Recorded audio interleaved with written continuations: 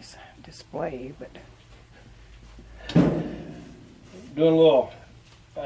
What do you call this thing, Mom? We're making egg roll in a bowl. egg roll in a bowl. We're going to do a little. We're going to shred some cabbage for this thing for a, because you want for egg rolls, it's got to be pretty fine and pretty thin. But like I tell everybody, when you're doing cabbage shredding, there's no sense in cutting off big pieces or getting your processor out. You can cut off pretty fine pieces, but you can see there it's just falling off in little bitty pieces of cabbage.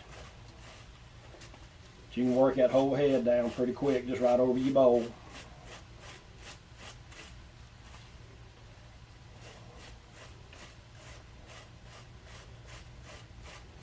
Tell us recipes on Pinterest if they're interested in Well, it. you're talking to them, just tell them it's on Pinterest. This egg roll in a bowl recipe is on Pinterest. It's where Mom got it from.